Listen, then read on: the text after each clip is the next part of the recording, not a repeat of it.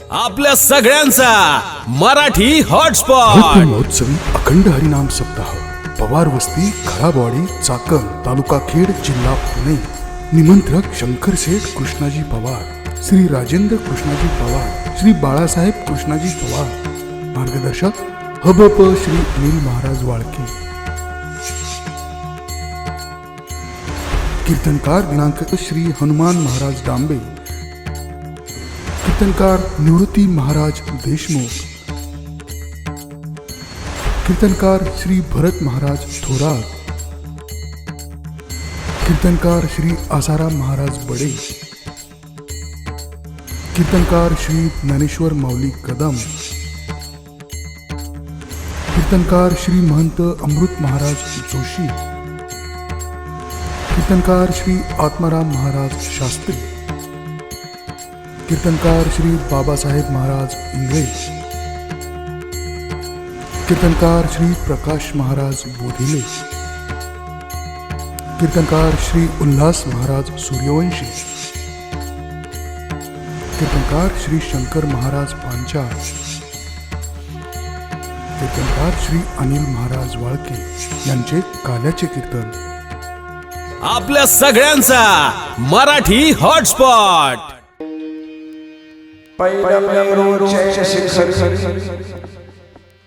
एक योगी निराकारी मुद्रा लावून खेचरी प्राणायामी बैसला तेणे सांगितली माया त्यजियली कथा काया मन गेले लया ब्रह्मानंदा मारी अनुहात ध्वनीना तो पावला परमपद उन्मनी तुर्यानोदे छंछे छंछे डोलतो ज्ञान गोदावरीचे तिरी स्नान केले पांचाळेश्वरी ज्ञानदेवाचे अंतरी दत्तात्रय योगिया तेणे सांडियली माया त्यजियली कथा काया मन गेले विलया ब्रह्मानंदा माझारी पांडुरंगा।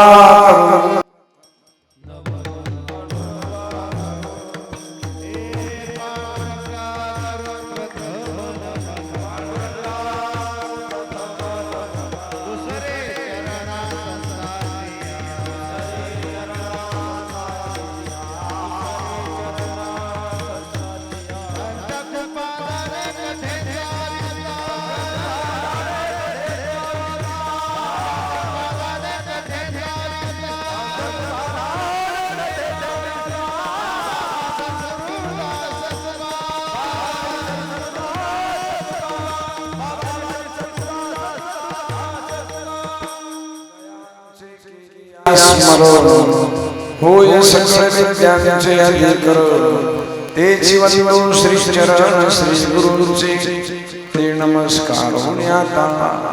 गुरुर्ब्रह्मा गुरुर्विष्णू गुरुर्देव महेश्वरा गुरु साक्षात परब्रह्म तस्मै श्री गुरुवे नमः।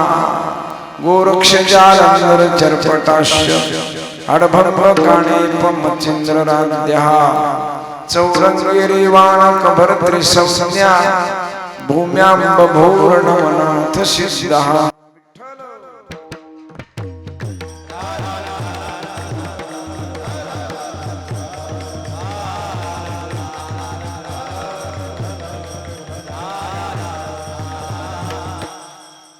मेरुचय शिखरी एक योगी निराकारी मुद्रा लावून खेचरी प्राणायामी बैसला। सेवेसाठी निवडलेला अभंग वारकरी संप्रदायाचे मूळ संस्थापक गुरु परंपरेतून आलेल्या ज्ञानाचा अतिशय मोठा आदर राखणारे महावैष्णव महामुनी थोर पांडुरंगाचे विठ्ठल भक्त पंढरीचे वारकरी, ज्ञानियांचे राजे, साधकांचा मायबाप, योग्यांची माऊली आणि तुमच्या आमच्या सगळ्या यावत भक्तांचं असणारं श्रद्धेचं निष्ठेचं स्थान असं संजीवन समाधीमध्ये विराजमान असणारे संत श्रेष्ठ ज्ञानेश्वर माऊली यांनी भगवान दत्तात्रयाचं आध्यात्मिक वर्णन आणि त्यांना आलेली अनुभूती, त्यांना आलेला साक्षात्कार आणि त्यांची झालेली भेट या सगळ्या गोष्टीचा भगवान दत्तात्रय गुरु माऊलीबद्दल जे काही उद्गार माऊलीनं लिहून ठेवले तो अभंग मी चालू असलेल्या भगवान दत्तात्रयाच्या जन्माच्या उत्सवाच्या निमित्तानं गेल्या 24 वर्ष पूर्ण होऊन ही 25वं वर्ष पूर्णतेच्या मार्गाकडे आणि निघालेला आहे. त्याच्यात आजचा 4था दिवस आणि हरिभक्ती परायण पूजनीय वंदनीय या पवार कुटुंबांचं अधिष्ठान श्रद्धेचं ठिकाण आणि माता श्री माननीय वंदनीय कमळाबाई पवार आणि यांचे 4 मुलं मुली, त्यांचा परिवार आणि भाविक भक्त या सर्वांच्या निष्ठेनं, प्रयत्नानं, आश्रयानं आणि मार्गदर्शक म्हणून आमचे परमस्नेही गुरुबंधू, संस्थेचे विद्यार्थी, हरिभक्तीपरायण वाळके महाराज आणि हा सगळा गायन करणारा, हा गायनाचार्य वादवणारे असे सगळ्यांच्या शुभेच्छेनं आणि प्रयत्नातून चालू असलेलं गेली 24 वर्षाची ही वाहती ज्ञानगंगा ही 25व्या वर्षाच्या समुद्राला जाऊन मिळते. विठ्ठल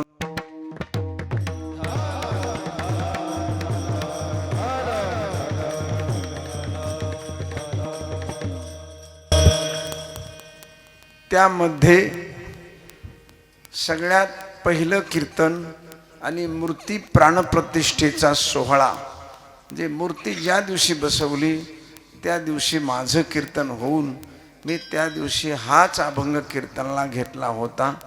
त्याची कॅसेट यांच्याकडं आहे आणि मला त्याने सांगितलं, महाराज तुमच्या लक्षात आहे नाही मला माहीत नाही, पण कीर्तन तुमचं 12/4/1995 12/2/1995 साली मूर्तीची प्राणप्रतिष्ठा झाली आणि दुपारचं कीर्तन प्राणप्रतिष्ठेचं माझंच झालं. त्याच्यानंतर मला या जागेवर यायला 25 वर्ष वाट बघावी लागली. विठ्ठल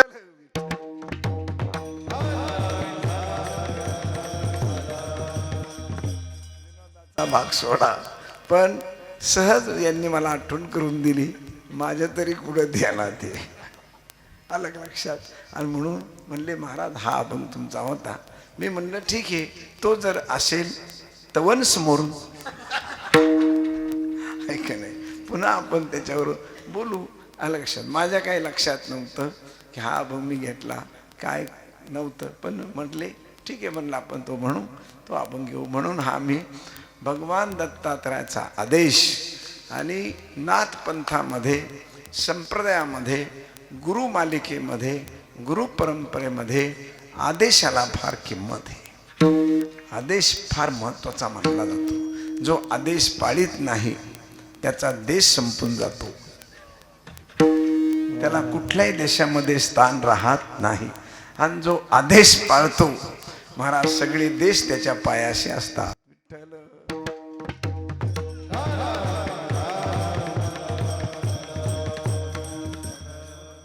आदेशाला फार किंमत आहे.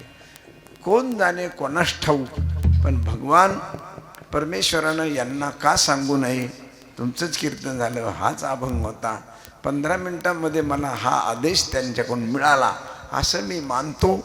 कुणाच्या तरी परमेश्वराची मूर्ती स्वतः बोलत नसते, ती कुणाच्या तरी मुखातून बोलते आणि ते मुखातलं बोलणं आपल्याला आदेश कळला पाहिजे की हे कुणाचं म्हणणं आहे, असं हे कळलं पाहिजे. आणि म्हणून त्यांना माझ्या मुखातून काही त्यांच्याबद्दल बोलून वधून घ्यायचं आले.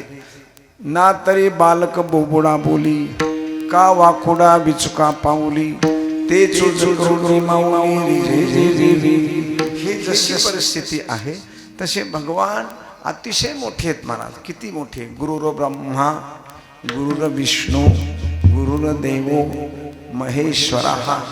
ब्रह्मा विष्णू आणि महेश्वर हे तीन देव एकत्र होऊन ही सगळ्या तीन देवाची अभूतपूर्व शक्ती, अतिशय श्रेष्ठ शक्ती ही एकत्र आलेली आणि संपूर्ण जगाचं ज्ञानाचं दार, जे काही द्वार ज्ञानाच्या वेगवेगळ्या शाखा आहेत त्या सगळ्या शाखा ज्ञानाच्या भगवान दत्तात्रयानं नाथ पंथामधून त्यांनी ह्या प्रगट केल्या.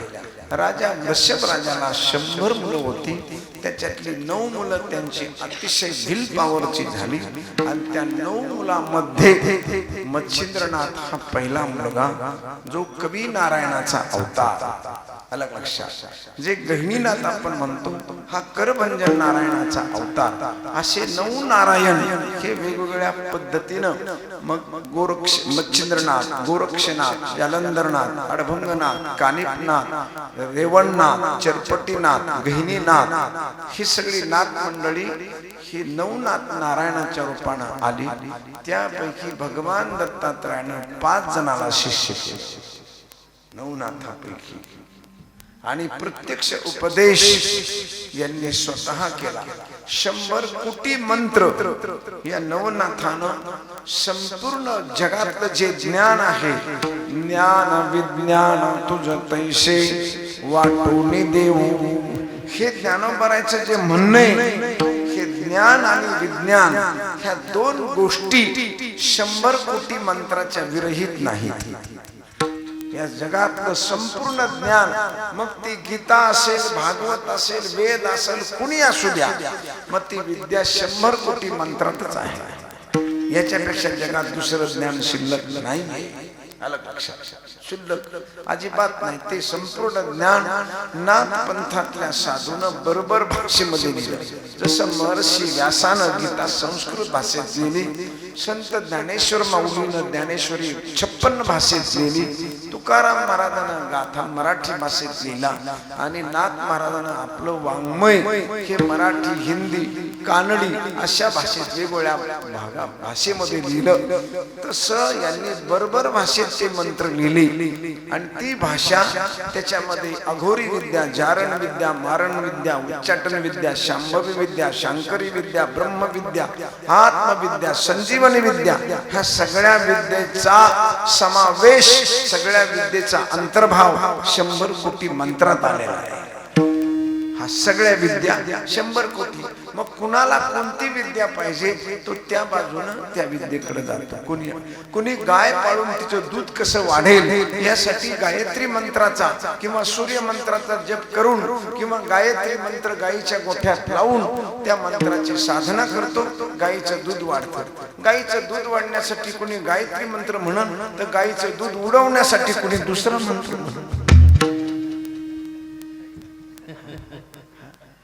गायीचं दूध वाढायला दुसरा मंत्र म्हणून अघोरी विद्येतला नाही का, अघोरी विद्या येते तो म्हणा. तर हे गायत्री मंत्र वाढण्यासाठी म्हणून वेदू काय काय न बोले, हे जसं माऊली म्हणतात, हे जसं संत म्हणतात तसे यांनी काय सांगितलं नाही, जगात सगळं सांगितलेलं आहे, संपूर्ण सांगितलं. तुम्हाला काय पाहिजे ते तुम्ही घ्या.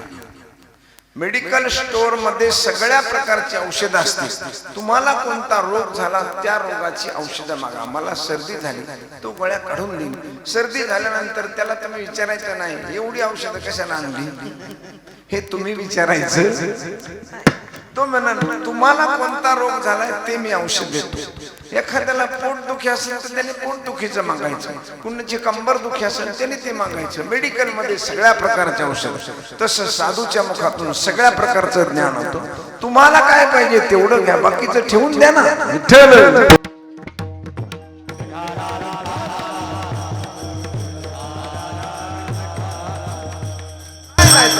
आणि म्हणून ह्या नाथपंथामध्ये संपूर्ण ज्ञान या भाषेमध्ये त्यांनी लिहिलं आणि ते चिरंजीव राहिले. त्यांनी शरीर सोडलं नाही. का? शरीर सोडण्याचा राईट हा शरीरात जन्माला आलेल्या माणसाला आहे. तुम्ही जन्म घेतला आई वडिलांच्या उदरी की तुम्हाला शरीर सोडावं लागलं, पण तुम्ही शरीर सोडताना आई घेताना जर तुम्ही त्या पद्धतीने घेतला नाही तर तुम्हाला सोडण्याचा अधिकारही काही पोचत नाही. आणि म्हणून त्यांनी शरीर सोडलं नाही. हे चिरंजीव राहिले सगळे, हे सगळे चिरंजीव राहिले. का चिरंजीव? भगवान दत्तात्रय चिरंजीव का? त्याचं कारण असे, त्यांनी आई वडिलांच्या पोटी जन्मच नाही घेतला. रक्तरेत दुर्गंधी जंतू नरकमताने भरली रे, नवा ठाई फाटून गेली ती तो आमाशी दिली रे. याच्यात आपण येत ना, ते आहे नाही. त्यांना रक्त नाही, रेत नाही, दुर्गंधी नाही, काहीच नाही. मग काय त्यांचं शरीर दिव्य आहे. दिव्य म्हणजे काय? शरीर दिव्य म्हणजे काय? दिवा पेटवला, निरंजनी पेटवली, दिवा पेटवला. त्या दिव्याकडे तुम्ही बघत बसला, त्याला अजून पुढे केला, मोठा केला, असं 4 वाती लावून 5 वाती असा मोठा केला. त्याला बघितल्यानंतर त्याच्या आत काय आहे? आत काय? आत प्रकाश आहे. बाहेरून काय आहे? प्रकाश. त्याच्या शेंड्याला काय आहे? प्रकाश आहे. तो जिथून पेटलाय तिथं काय आहे? अंतर्बाह्य प्रकाश आहे. त्याच्यामध्ये हाड नाही, मांस नाही, काही नाही. त्याच्यात नुसता प्रकाशच प्रकाश आहे. तसे भगवान दत्तात्रयाचं दिसायला जरी शरीर असं असलं तरी आत फक्त ज्ञानच ज्ञान आहे, दुसरं काही नाही. फक्त ज्ञान, अजिबात दुसरं काहीच नाही. तुम्ही मला असं कसं काय म्हणता? हे दिसतं कसं काय असं? ते कारण सांगा. तांब्यात पाणी घेतलं, वाटीत पाणी घेतलं, फुलपात्रात तुम्ही पाणी टाकलं. पाणी घेतल्यानंतर फ्रीजच्या सगळ्यात वरच्या टप्प्यात ते ठेवलं, खाली नाही ठेवलं. कुठच्या टप्प्यात ठेवलं? वरच्या टप्प्यात. आणि 2 तासानं त्या वाटीतलं पाणी तुम्ही घ्यायला गेला तर काय दिसतं तुम्हाला? पाणी दिसतं? पाणी नाही. जे तुम्ही वाटीत ठेवलं त्याला रंग नव्हता, पण तिथे ठेवल्यावर त्याला 2 घंट्यानं रंग आला. जे पातळ होतं ते पातळ राहिलंच नाही, ते एकदम घट्ट झालं. ज्या प्रकारचं तुमचं पाणी होतं तसं राहिलं नाही. हात लावला की ते चरकन भाजतंय, असं थंड आपल्याला करतंय. हे झालं कसं काय? तर त्या 0 सेंटीग्रेड -सेंटीग्रेड मध्ये ते पाणी गेल्याबरोबर त्यानं रंग बदलला, आकार बदलला, आपलं स्वतःचं उष्णतामान बदललं. तसं भक्तीच्या परमोच्च उंचीवर 0 सेंटीग्रेडच्या आतमध्ये माणूस गेला की त्याच्याजवळ काही राहत नाही, फक्त प्रकाश राहतो. विठ्ठल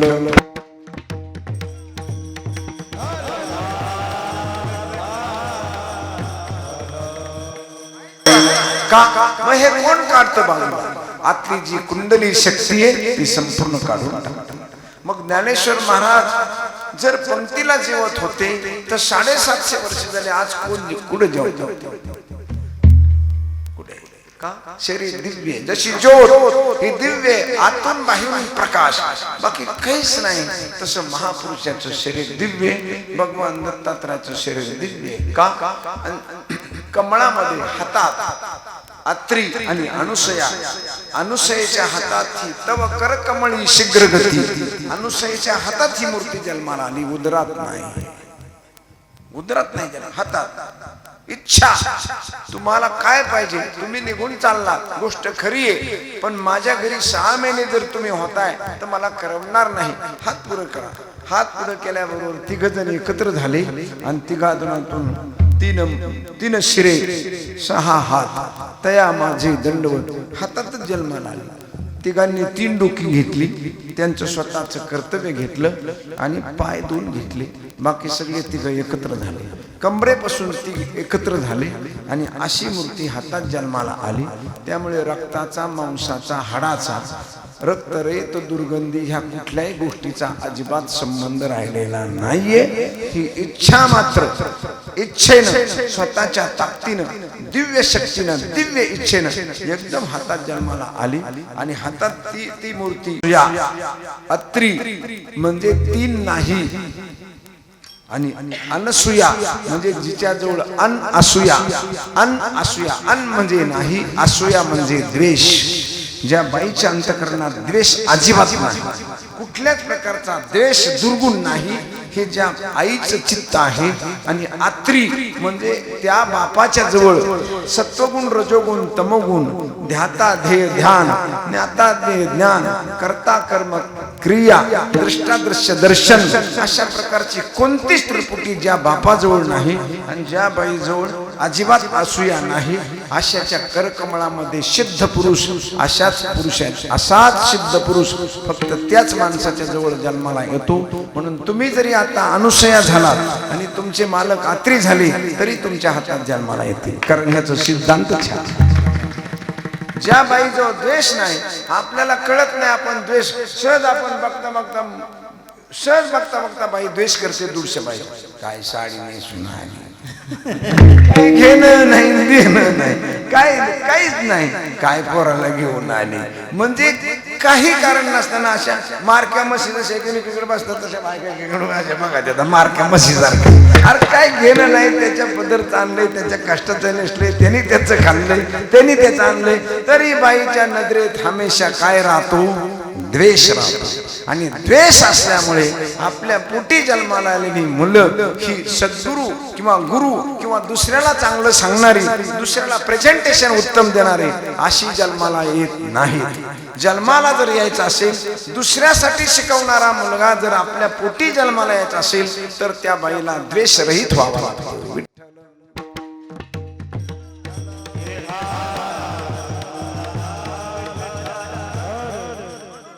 दत्तात्रय यांचं शरीर दिव्य अतिशय दिव्य शरीर आहे. अतिशय तेजस्वी पूर्ण ज्ञान जसं ज्ञानदेव माऊलीचं शरीर दिव्य महाराज.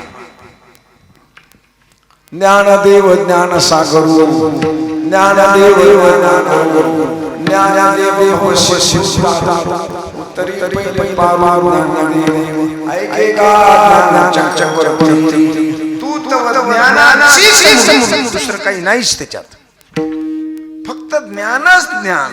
जसं बर्फामध्ये आत बर्फ बाहेर बर्फ सगळीकडे बर्फच बर्फ काहीच नाही त्याच्यात दुसरं काही नाहीच. तुम्ही उन्हात ठेवलं की काही दिसणार नाही पाणी येईल बाहेर कुठे गेलं बर्फ म्हणले काय हे का दुसरं काही नाहीच आहे ते मूर्तिमंत फक्त ज्ञान.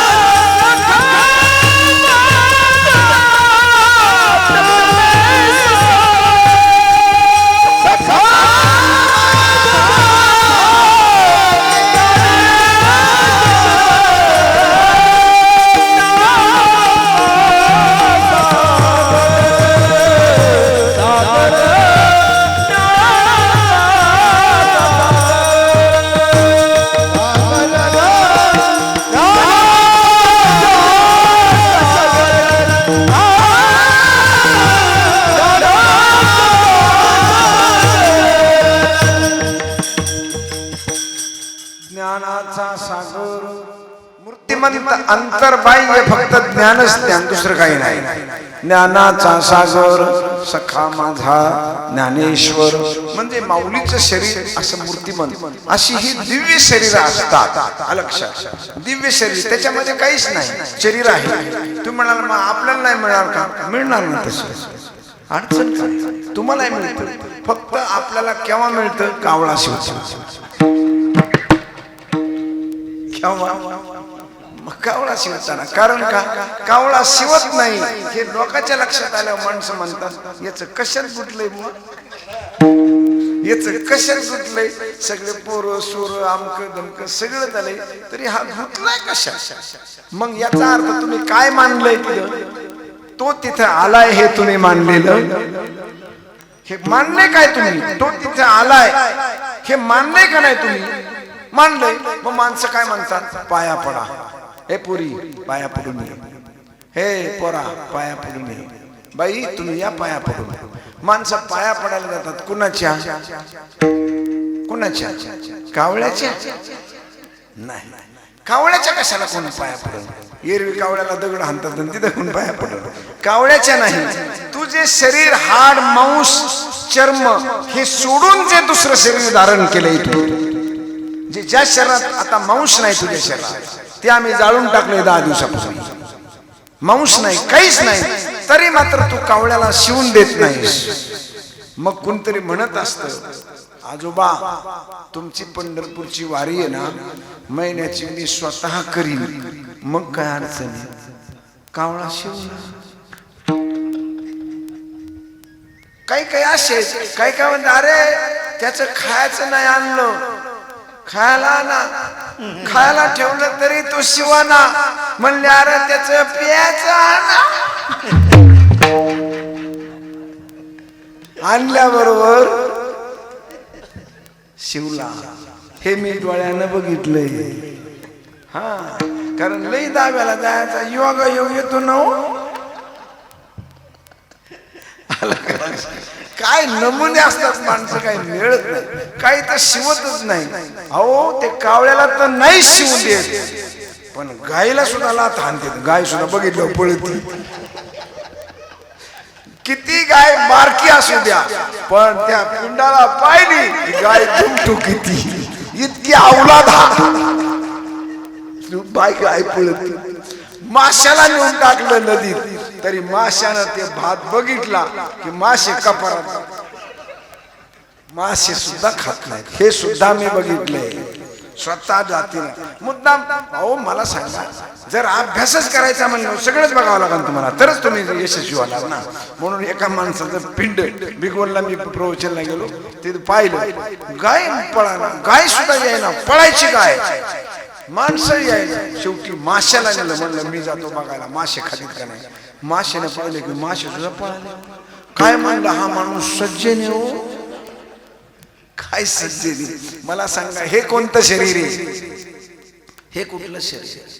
मासे खात नाहीत, किड्या मुंगी सुद्धा खात नाहीत, तसं सडवून जातं, त्याचं माती होतं. महाराज काय शरीर? कोणतं शरीर आहे हे? शरीर सुद्धा बिना हाडा मासाच्या विरहितलं शरीर आहे, आणि ते त्याला त्रास.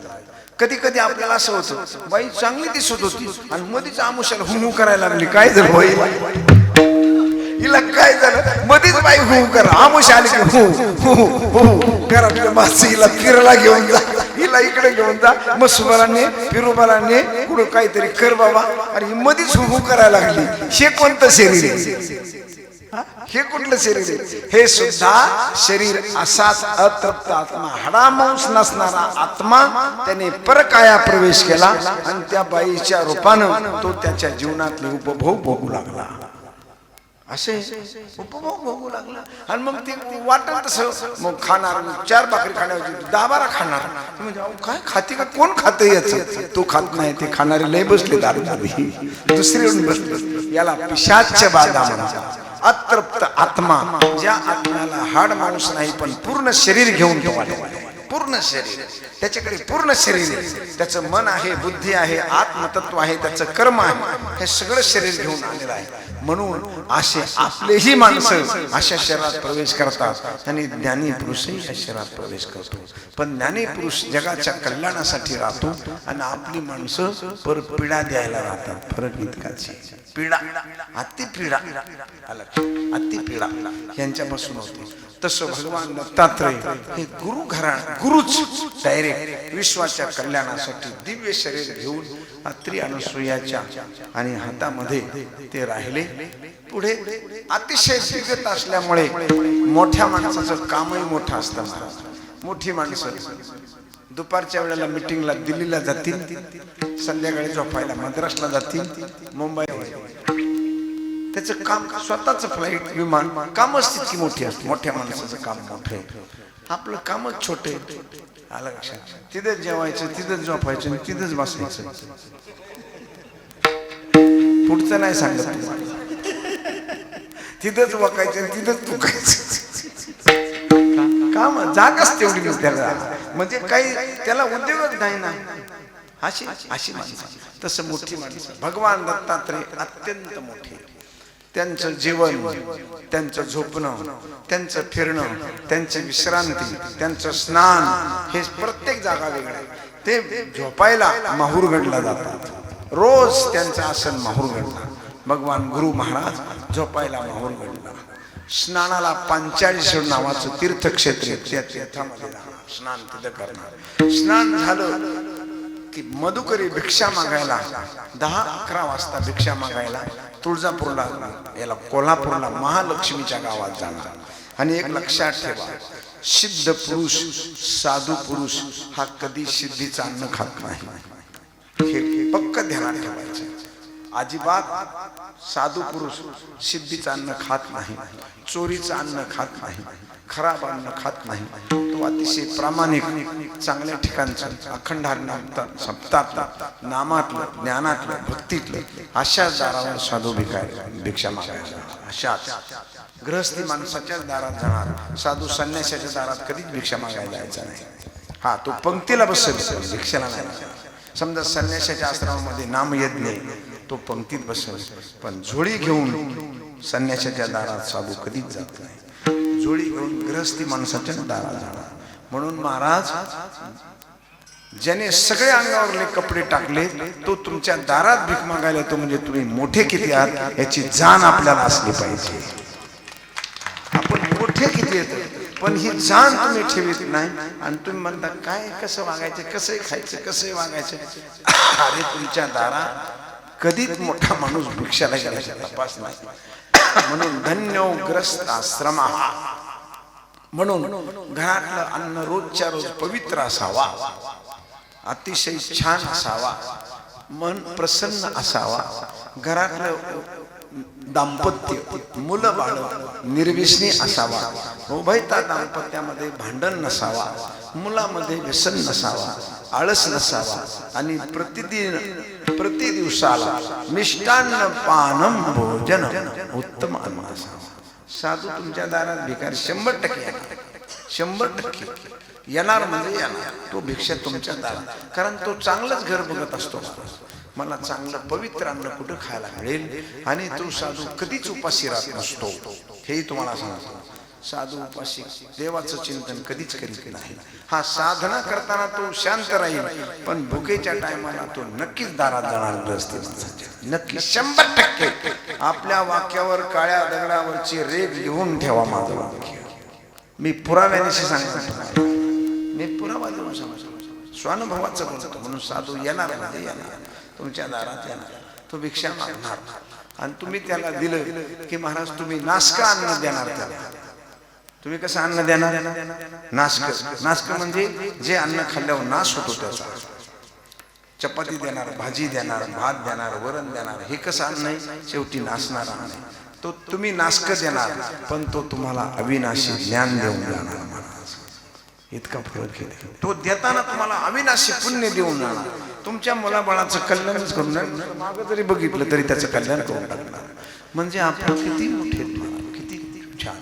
आणि ग्रस्त आश्रमामध्ये काही गोष्टीचं पालन जर तुम्ही केलं आणि काही गोष्टी अतिशय प्रामाणिकपणाने जर केल्या, तर जीवनामध्ये वैकुंठाला जायची गरजच नाही. सुख येतो घरात, त्याला वैकुंठ जायची गरज नाही. त्याचं घरच वैकुंठ, त्याला जायची गरज नाही.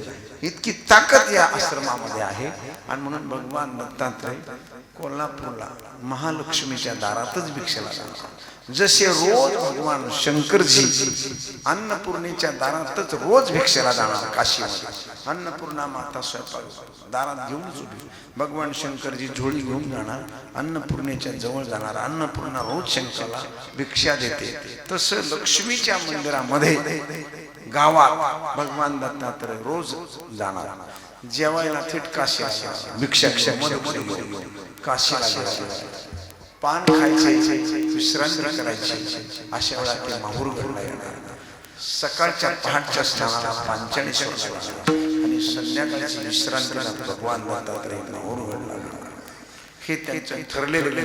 कुठं माहूर, कुठं काशी, कुठं गुजरात मध्ये गिरनार पर्वताला भगवान दत्तात्रय विश्रांती घ्यायला जाणार. दुपारची विश्रांती गिरनार. असं हे दिव्य शरीर आणि अशा दिव्य शरीराचा साक्षात्कार, अशा दिव्य शरीराची भेट आमच्या ज्ञानोबराची झाली. होती ना महाराज, होऊ शकते. अजिबात संशय बाळगण्याचं काही कारण नाही. एकदम 100% होणार. आपली स्वतःची शुद्धता झाली की शुद्ध माणसं जवळ आल्याशिवाय राहत. अरे साधी गोष्ट आहे. माझ्याजवळ जर तंबाखूची पुडी आहे तर मी चुन्याच्या डबीवालीचीच वाट बघणार ना. मी वाट कोणाची पहिले? एखाद्या चुन्याची डबी आहे, तो डबी घेऊन म्हणतो रामभाऊ या ना, डबी आहे, पुढे आहे का? कुणाची वाट बघल? तसा शुद्ध माणूस शुद्ध पुरुषाची वाट पाहतो. पहिलवानाची वाट पाहतो. सज्जन सज्जनाची वाट पाहतो. चोर चोराची, एसटी त्यांना चोर चोराची वाट पाहतो. मला जोडीदार का नाही आला बा अजून? गाड्यात लय भराभरा यायला लागल्यात. आणि जोडीदार कुठे गेला बा? जोडीदार कुठे गेला बा? का पाकिट मारलं आपल्याला पकडलं की पटकीन त्याच्या हातात द्यायचं, मोकळं व्हायचं ना. जोडीदार कुठे गेला बा? चोर चोराची वाट पाहतो. तसा साधू साधूची वाट पाहतो. मला देव सुद्धा देवाची वाट पाहतात. भगवान दत्तात्रय गुरु येत महाराज, आणि ते सुद्धा महान पुरुषाची वाट पाहतात. कधीही साधू, कधीही देव त्याच्या आवडीच्या माणसाची 101% वाट बघतो. 101%. हा, त्याला कर्मतच नाही. देव गुज सांगे पंढरीशी या रे, प्रेम चित्ती घ्या रे नाम माझे, काया वाचा मनी दृढ धरा जीवी, सकळ ही चालली भारत्या. माझ्याकडे या. आषाढी कार्तिकी विसर्ग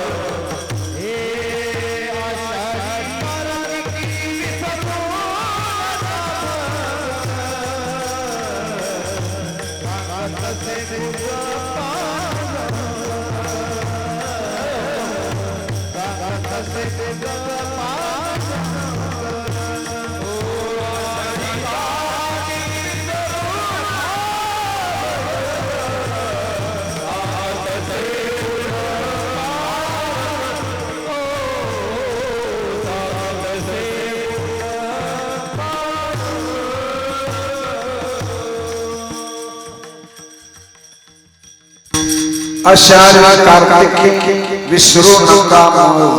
भगवान स्वतः आपल्या जिव्हाळ्याच्या, आपल्यावर प्रेम करणाऱ्या हरिभक्ताला हे स्वतः सांगतात विसरू नको. कधी आले तुम्ही? आलो कालच आलो, दशमीला आलो. कधी आले? नवमीला. असं का? पुढच्या वर्षी पण या, नाही तर विसरू नका. देव स्वतः बोलतो, त्यांना बोलतो फक्त देवाच्या आपल्याला काय घडी पाहिजे. हा, पुढच्या वर्षी या, विसरू नका. नाही मध्ये यायला लागलं देवालय काम, पुरुष अमुक काम, पेरण्या काढणे काम असू दे, काम कर. पण कमीत कमी आषाढी वारीला आणि कार्तिकीला मला विसरू येत जा. म्हणजे देवा आवती आषाढी आला पण कार्तिकीला लई भात काढणे असतात. काय काय काळजी करू नको, सगळं मी करी. तू नको काळजी माझी, तू येत जा. सकळ हे चालले भारत्यांचा. आणि तुला जर खोटं वाटत असेल, लटके जरी असे नामयाशी सुसाही, माझ्या नामदेवाला विचार, यांना विचार. साक्ष पुंडलिका करून बोले, पुंडलिकाला विचार, मी सगळं चालवतो का नाही, म्हणून काळजी करू नको. भगवान परमेश्वर परमात्मा आपल्या जिव्हाळ्याच्या माणसाची वाट तशी गुरु सुद्धा शिष्याची वाट पाहते. रामकृष्ण परमहंस आला, जर नरेंद्र हे जर कॉलेजवरून याला उशीर झाला 2-3 दिवस भेटलेच नाही तर रामकृष्ण त्याला शिवी द्यायचे, ए साल्या कुठे गेला होता मला, कुठे गेला, अशी साल्या म्हणून रामकृष्ण नरेंद्रला शिवी द्यायचे. त्याच नरेंद्राचं पुढं नाव विवेकानंद झालं. यांचं पूर्वाश्रमीचं नाव नरेंद्र कॉलेज मध्ये, ते पुढे विवेकानंद. त्याला शिवी, ए साल्या कुठे गेला होता तू, भेटला नाही मला. म्हणजे त्याला विरह होतो. साधूला सुद्धा आपल्या आवडीच्या व्यक्तीची जर भेट झाली नाही तर त्याला सुद्धा असं बेचैन होतं. तसं महापुरुषाची भेट नाही झाली तर महाराज शिष्याला गुरुची भेट झाली नाही तर मोठं बेचैन होतं, अतिशय बेचैन, अतिशय दुःख होतं. त्याप्रमाणे ज्ञानोबारायांची आणि यांची भेट झाली. असं माऊली बसले ध्यानात, आणि ध्यानात म्हटल्यानंतर ध्यान केल्यानंतर तुम्हाला काय पाहिजे त्याचं ध्यान तुम्हाला म्हणणार. हा सिद्धांत तुम्हाला पाहिजे. तुम्ही ध्यानात यशस्वी झाला की तुम्हाला पाहिजे नागपूरमध्ये काय चाललंय, मुंबईत काय चाललंय, आपल्या गावात काय चाललंय, मुलीच्या घरी काय चाललंय. तुम्ही ध्यानाला बसला किती फिगर तुमच्या पुढे येणार, तिथं काय चाललंय हे तुम्हाला सगळं दिसलं. ज्ञानोबा ध्यानात बसले, ध्यान घेऊ लागले, सद्गुरूचं ध्यान घेऊ लागले, बसले ध्यानात आणि गुरुचं ध्यान घेऊ लागले. कारण ज्ञानेश्वर महाराजांची परंपरा ही भगवान दत्तात्रयाची परंपरा आहे. मच्छिंद्रनाथ अलग आदिनाथ गुरु सकळ सिद्धांता, मच्छिंद्र तयाचा मुख्य शिष्य, मच्छिंद्राने बोध गुरुक्षेश केला तर मच्छिंद्रनाथावर उपदेश, मस्तकावर हात हा प्रत्यक्ष भगवान दत्तात्रयाचा ठेवला. पण मच्छिंद्रनाथ भगवान दत्तात्रयाचे प्रेयसी. ती परंपरा गहिनीनाथ, निवृत्तीनाथ आणि ज्ञाननाथ ही गुरु परंपरा माऊलीकडे. आणि माऊलीने आपल्या परंपरेचा मूळ पुरुषाचं जेव्हा ध्यान केलं काय तर त्यावेळेला हे ध्यान जेवढा केलं, ज्याचं तुम्ही ध्यान कराल तुम्हाला सुद्धा, अरे तुझा मोबाईल कोणाचा, हा अरे मी 5 मिनिटापूर्वी तुझं ध्यान केलं होतं, यांना भेटायचं होतं, तुमचाच मोबाईल का एखादा म्हणून अचानक दारात, अरे तुम्ही मी ना आता तुम्हाला म्हणलं मी आता 2 मिनिटात तुम्हाला फोनच करणार होतो पण तूच नेमका आला. हे कसं काय झालं. ध्यानाची इतकी ताकद, विल पॉवर आहे महाराज, इतकी पॉवर आहे ध्यानाची. तुम्हाला काय पाहिजे ते तुम्ही स्मरण केल्याबरोबर तुमच्या जवळ येतं. ही ध्यानाची पॉवर आहे. मग पण आपण ध्यान करीतच नाही ना, आपलं ध्यान वेगळीकडे. ध्यान करा, तुम्ही चिंतन करा, शांत तुमच्या देवघरात बसा, झोपताना 5 मिनिटं 10 मिनिटं 15 मिनिटं आपलं जेवण झालं ना झोपायचं, आपल्या देवघरात आराम बसायचं, शांत डोळे लावून घ्यायचे आणि देवाची जी मूर्ती तुम्हाला आवडते, विठ्ठलाची, रामाची, कृष्णाची, मारुतीची, गणपतीची, जे तो भगवान गुरु महाराज दत्तात्रयाची, ज्ञानदेवांची, माऊलीची, कुणाची ती मूर्ती फक्त तुमची फिगर फोटो ध्यानात आणायचा आणि तेवढं ती मूर्ती आपल्या पुढे बसलेली शांत चिंतन आपल्या पुढेच आहे असं तुम्ही मनात चिंतन करायचं आणि त्या मूर्तीकडे फक्त अंतर मनानं आणि त्या डोळ्याला बघायचं. ह्या डोळ्यानं बघितलं ना ती दिसणार नाही, पण तुम्ही डोळे लावले 100% तुम्हाला दिसणार. डोळे लावला फक्त आपल्या डोळ्यात फिराचं होऊ शकत कामा. डोळे लावून त्या मूर्तीवर लक्ष ठेवायचं आणि लक्ष ठेवलं, ध्यान लावलं 5 मिनिटं 10 मिनिटं 20 मिनिटं जसं जसं तुम्ही ध्यान लावाल रोज तसं तसं तुमची वेळ वाढेल, एक शांती लागेल, एक समाधान आहे आणि झोपल्यानंतर सुद्धा तोच देव तुमच्या डोक्यात येईल. दुसऱ्याला तुम्ही कोणाचं चिंतन करता, जागता जवळ अशी जी जेने ध्याने भावना भावे जी, डोळा लागत खेळ देखी जे तेची स्वप्न. हे कसं जागता जवळ अशी जी जे ध्याने भावना, ध्यान शब्द काय वापरलाय माऊलीनं, ज्याचं तुम्ही चिंतन कराल, ज्याचं ध्यान कराल, डोळा लागत खेळ देखी त्याची स्वप्न. आपण जे चिंतन तुम्ही झोपायच्या अगोदर कराल तोच देव रात्रभर तुमची झोपेत राखण करील. तोच देव सारखा तिथे बसेल आणि तुमची राखण करील. काही तुम्हाला तकलीफ होऊ देणार नाही, कारण तुम्ही ध्यानच केले, त्याला आमंत्रण केले, त्याला बोलावलं आणि म्हणून ध्यानाला फार महत्व. तसेच ज्ञानोबाराय परंपरेचे ध्यान करू लागले. निवृत्तीनाथाचं, गहिनीनाथाचं, मच्छिंद्रनाथाचं, गोरक्षनाथाचं, मच्छिंद्रनाथाचं आणि भगवान दत्तात्रय एका टप्प्यानं दुसऱ्या टप्प्यात जेव्हा ध्यान करून लागली तेव्हा भगवान दत्तात्रेयाच्या देवाला ध्यानात आली होती तेवढं संपूर्ण माऊलीला वेगळं चित्र दिसायचं. अरे एक योगी निराकारी मुद्रा लावून खेचरी प्राणायामी बैसला पैल मेरूच्या शिखरी पलीकडच्या पण मेरू शब्द वापरतात. जसं वेगवेगळे पर्वत आहेत परमोच्च उंचीच्या जागेवर अतिशय दिव्य पुरुष राहतात. त्या दिव्य पुरुषाची जी राहण्याची जागा आहे त्या जागेचं नाव आहे मेरू पर्वत. सगळे दिव्य लोक तिथे राहतात. जसे दिल्लीला मोठमोठे लोक निवडून गेले तिथे राहतात, मंत्री लोक राहतात. लक्षात तसं परमोच्च उंचीचे योगी लोक त्या पर्वतात राहतात, त्या जागेवर राहतात. ही व्यावहारिक आता त्याचं पुष्कळ वर्णन आहे पण मला अभंगाचा तुटक थोडा तरी भाव सांगितला पाहिजे म्हणून मी मेरूकडे फार लांब जात नाही.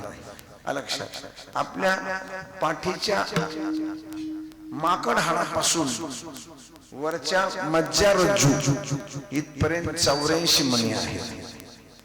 84 मणी येत असतात बाजूला. आपण काय म्हणतो मनकांडाळ म्हणतो का नाही, तर अशी 84 मणी आहेत. 84 आणि हे 84 मण्याच्या वरून बेंबीच्या खालच्या बाजूला अलग लक्षात बेंबीपासून चिटकून खाली आपल्या शरीराचं एक मोराच्या अंड्यासारखं एक अंड येतं खाली बेंबीला खाली चिटकून. तिथून 36,000 नाड्या आपल्या शरीरावर जातात. तिथून मुख्य 10 नाड्या आपल्या शरीरात वेगवेगळ्या ठिकाणी येतात. त्या 10 नाड्या आपल्या नाकाजवळ येतात. एक इडा नाडी डाव्या नाकपुडीतून येते, पिंगला नाडी उजव्या नाकपुडीतून येते आणि सुषुम्ना नाडी नाकाचा पडदा मधला असा नाजूक त्या पडद्याला चिटकून सुषुम्ना नाडी येते. इडा पिंगला आणि सुषुम्ना ह्या 3 नाड्या मुख्य आणि त्या नाकावाटप येतात.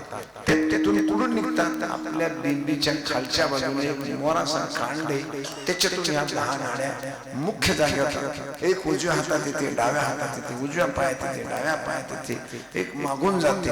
अशा वेगवेगळ्या नाड्या साधारण शरीराची तुम्हाला रचना सांगतो कशी आंतररचना आहे. मिनिमम फार डीप मध्ये सांगत नाही म्हणजे साधं ध्यानात ठेवायचं, लय अवघड जायचं नाही. अशी रचना आहे.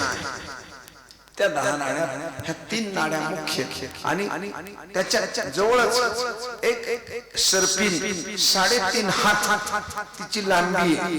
तिला कुंडली म्हणतात योगशास्त्रात. कुंडलिनी शक्ती ती तिथं सापासारखं वेटुळ करून बसलेली. ज्या वेळेस तुम्ही तुमचं नाक तोंड बंद करता त्यावेळेस तुमच्या शरीरामध्ये एक ऊर्जा निर्माण होते. नेहमी घासलं हातावर हात तुम्ही घासला, 2 वस्तू घासल्या तरी अग्नी निर्माण होतो. लाकडावर लाकूड घासलं अग्नी निर्माण होतो. लोखंड जमिनीला ट्रकचं मागचं लोखंड डांबरी रोडने घासत चाललंय तर तडतड ठिणग्या उडल्याशिवाय लोखंड घासलं की अग्नी निर्माण होतो. तसंच आपल्या शरीरामध्ये आपण नाकाचे तोंड हवा बंद केली, वरून तोंड आणि नाक बंद केलं तर हवा घेतलेला वरचा प्राणवायू आणि अन्न खाल्ल्यानंतर जे पचनामध्ये जे काही खराब होतं कंपनीत मटेरियल तयार करत असताना एक वर असतं वर चिमणी, त्याच्यातून काय बाहेर जातं धूर. चांगला माल तयार होत असताना चांगलं ज्यावेळेस घडतं त्यावेळेस काहीतरी खराबही तयार होत असतं आणि त्याला खराब जायला ती वर चिमणी असते, त्याला डोळ्यानं वर असं काळा धूर पडतो. तसं आपलं सुद्धा आपण चांगलं अन्न खाल्लं, 200 रुपये किलोचा दिल्ली बासमती खा नाही तर 50 रुपयाचा तांदूळ इंद्रायणी खा, पण चांगलं खात असताना अन्न खाल्लं की जी आपली प्रक्रिया आहे पचनाची त्या प्रक्रियेमध्ये त्या अन्नाचं डिवायडेशन 4 ठिकाणी लगेच होतं. पहिलं जातं रक्ताकडे, दुसरं जातं रेताकडे, तिसरं जातं मनाकडे, चौथं जातं आपल्या बुद्धीकडे. म्हणजे 4 ठिकाणी जे तुम्ही अन्न खाल्ले त्याच्यातला काही भाग बुद्धीकडे जातो. म्हणून विल पॉवरचं जे चांगलं अन्न खातात त्याची मेमरी फार स्ट्रॉंग राहते. का अन्न चांगलं खाल्लं बुद्धी पॉवरफुल म्हणून दूध पिणारा तालीम करणारा योगी हुशार राहतो. दारू दूध विकून दारू पिणारा जरा बेकारच होतो. दूध पिणारा पॉवरफुल पण दूध विकून का अन्न खराब है ना. जैसा खाएगा अन्न वैसा बनेगा मन. जसं अन्न खाल तसं मन बनतं. म्हणून अन्नातून 4 शिवाय देशाने अन्न एक ताजा अन्न खाल्लं की बुद्धीकडे लगेच सप्लाय होतं. त्याची एनर्जी ऊर्जा काही एनर्जी रक्ताकडे येते काही मनाकडे अलक्षात. आणि ह्या 4 ठिकाणी एनर्जी जाऊन जो काही कचरा राहतो माल जो खराब राहतो तो माल आपल्याला पेशल आपण पहिलं घर बांधताना म्हणतो संडास खराब अलग लक्षात. मग कुठली चांगली गोष्ट करायची असली तर टाकाऊ तयार होतं. बाजारातून 100 रुपये किलोचे शेंगा आण नाहीतर 50 रुपयाचे आण पण भाजी करताना असले दाणे काढून घेणार आणि टरफल बाजूला करणार. हा व्यवहार हे टरफल काढणार. तसं कोणतंही चांगलं काम करायचं असेल तर खराब बाजूला काढावा लागतं आणि चांगलं निवडून घ्यावं लागतं. तसं प्राणवायू आपल्या शरीराला शुद्ध करणारा जो ऑक्सिजन आपण घेतो आणि तो आपण कुंडून धरला तर आतमध्ये जे अन्न तयार होते जे रक्त तयार होते हा जीवनपण आहे. हे आतलं जे अन्न आहे आपली जी हवा आहे त्याला अपान वायू म्हणतात. जो बाहेर मार्गाने चाललेला आहे अपान वायू की जो वरून येऊ शकत नाही.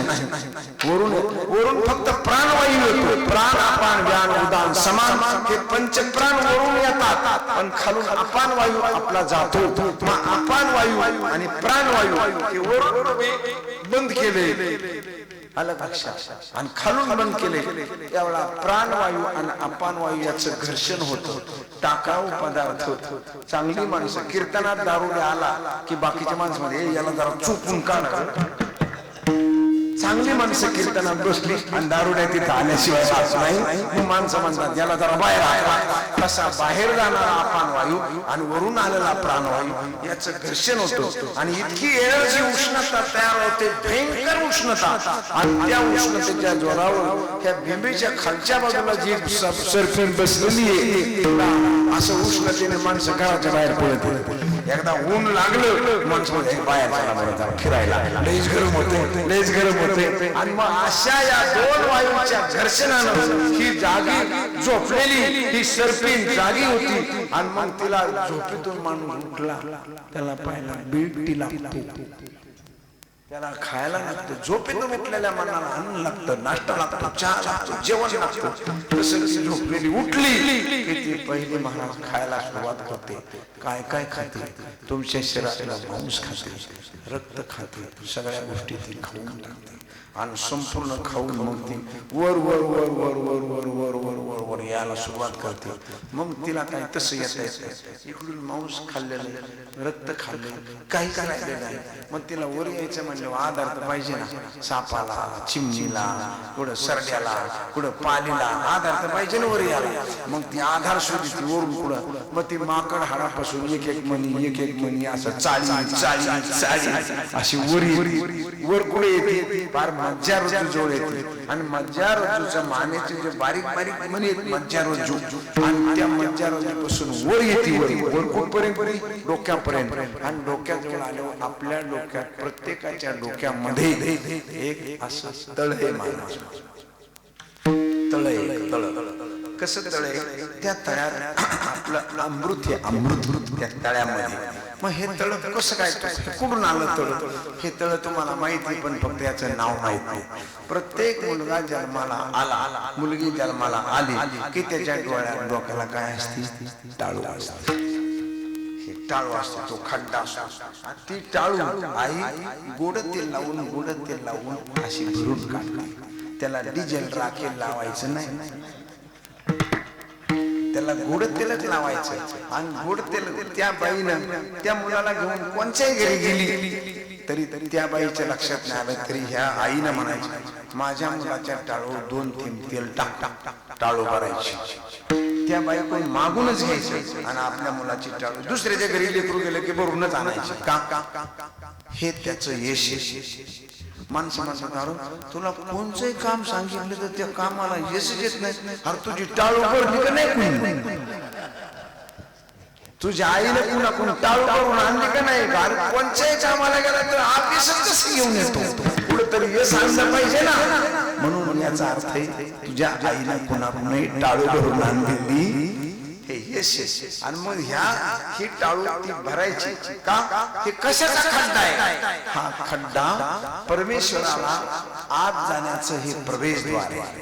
आत जेवढा 5 महिन्याचा गर्भ आईच्या पोटात झाला तेवढा त्याच्यामध्ये पंचप्राण आले. प्राण, अपान, व्यान, उदान आणि समान हे 5 प्राण आले. ते गेले आईच्या पोटात, हे गेले. पण याच्या शरीरात कसे गेले? याच्या शरीरात जात असताना टाळूला जो खड्डा आहे ना, ते खड्ड्यापासून असं प्रवेशद्वार आत जायला, प्रवेशद्वार. आणि तिथून ते पंचप्राण आतमध्ये गेले. आणि म्हणून माणसं व्यवहारात सुद्धा काय म्हणते, अहो काय करावं, त्याला काय बोलता येणार, त्याला काही सांगता येणार, त्याला काही करता येणार. काय झालं म्हणले, कोमात गेलाय. काय म्हणतात माणसं, कोमात गेलाय. बरोबर बोलायला पण काय करणार, तू कोमात गेलाय म्हणजे. कोमात गेला म्हणजे कुठे गेला, कुठे तर त्याचा आत्मा काही अंशाने सगळ्या शरीराला सोडून तो भृगुटी पॉइंट, ज्याला इंग्रजीमध्ये म्हणतात केंद्रबिंदू. त्या केंद्रबिंदूचा पॉइंट कुठे? आपल्या कपाळाच्या करेक्ट मागे आणि टाळूच्या करेक्ट खाली. वरून टाळू खाली यायचं आणि कपाळापासून मागे जायचं. ह्या दोघांची भेट जिथं होईल म्हणजे 90 सेंटीग्रेड म्हणजे 90% अंशामध्ये ज्यांची वरून टाळूपासून खाली लावायची आणि कपाळापासून इकडे लावायची, त्यांची भेट जिथं होईल त्या ठिकाणी पॉइंट ऑफ पीस अमृताचं तळ आहे. आणि म्हणून माणसं सकाळ सकाळ रामाच्या पारी अमृतासारखं बोलावा, विषयाची गरज कशाला ओळखतो. सकाळ भांडण लागलं, माणसं काय म्हणतात, अरे सकाळ अमृतासारखं बोलावं. देवाने मला अमृत तोंडात दिले, कुठून आणलं? ह्या आणलं कुठून? हे तर तुमच्या जवळ ते अमृत आहे. ते अमृत कुठे? आपल्याच जवळ, दुसरीकडे नाही. आपण काय आणायचं नाही, आपल्याच जवळ ते अमृत आहे. मग ते तिथं हे परमेश्वरानं आपल्या रक्तातच ती गोष्ट तयार करायची व्यवस्था केली. ऑटोमॅटिक तिथून रोज एक थेंब खाली पडतो शरीरात, रोज एक थेंब. हे ऑटोमॅटिक व्यवस्था आहे परमेश्वरानं केलेली. जशी गाय वाळलेला चारा खाते पण संध्याकाळी मात्र 2-4 लिटर दूध देते. आणि चाऱ्यात पुढे दूध रे, चाऱ्यात पुढे दूध. हे वाळलेला चारा खाल्ला, पेंट खाल्ली, दूध करून आणलं तिनं. तिच्या शरीरात ती व्यवस्था आहे. त्याला चिंतन करायचं नाही, डोकं लावायचं नाही, डोकं फोडून घ्यायचं नाही. चारा घाल, ती दूध देणार. कळलं? तसं हे कसं काय अमृत होतं की परमेश्वराची व्यवस्था आहे. त्याला चिंतन करायचं नाही, डोकं लावायचं नाही, बुद्धी चालवायची, ते अमृत तयार होतं. आणि तिथून ते अमृत खाली येते. तेव्हा ही कुंडलिनी हे सगळं काय करते? हे सगळं खाऊन टाकते शरीराला. आणि जेव्हा ती वर जाते त्यावेळेस ते अमृत कुंभीला असं उलट करून टाकतात. अशी सरळ ना अशी पालत संपूर्ण अमृताचं ते तळ हे असं तिने उलट केल्यामुळे अख्ख्या शरीरामध्ये अमृत एकाच वेळेला जातं. हे एकाच वेळेला जातं. आणि आता रोज थेंब पडतो, तो थेंब अन्न नलिकेत गेल्यामुळं आपल्याला त्याचा उपयोग होत नाही. तो वरून थेंब पडतो पण कुठं पडतो? जिथून आपण अन्न खातो त्या अन्नात पडतो. गाईचं धार तुम्ही पिळली पण गटारात पिळली, गटारात धार पिळल्यावर काय उपयोग नाही. पण ती जर लेकराच्या तोंडात पिळली तो पहिलवान झाल्याशिवाय राहणार नाही. ती गटारात पिळली काही कामाची. तसं हे अन्नाचं नासकं कुचकं तिखट बिकट कसलं वागलं तिकडं अन्न खाऊन त्याच्यात अमृत पडलं, गटारात पडलं, त्याचा काहीही माणसाला उपयोग होत नाही. मग योगी पुरुष करतो काय? ते थेंब थेंबले पडूनच देत नाही, तो छेदनाने दोहन क्रिया करतो आणि आपली जी उलटी टाकून ठेवतो त्याच्यात. म्हणजे आपल्या अन्न नलिकेला आपली जी उलटी टाकतो योगी अशी फिरून टाकतो. आपली जी बेना मागच्या बाजूला काय झाली? चिटकलेली आणि पुढच्या बाजूला मोकळी. तशी नाही महाराज, बेडकाची जी पुढे चिटकलेली आणि माग मोकळी. बेडकाची जी बघितली का बेडकाची पुढच्या बाजूला चिटकलेली, बेडू काय करतो? अशी बाहेर अशी बाहेर काढतो आणि त्याच्यावर काही बसलो उलट मागे म्हणून भिडू हा पुढे चिटकलेली. आपली जी बेना ही माग चिटकली आणि पुढे मोकळी म्हणून लय मोकार बोलत. कोणाला मोकळा बोलत काही माग पुढे विचार करीत नाही का मोकळी राहू आणि माणसं म्हणतात जीवावर आवडच कशी मोकळे ना म्हणून माणसं ज्यादा बोलतात कामापुरतं बोलत नाही हे मोकळ्या जिल्ह्याचं लक्षण आहे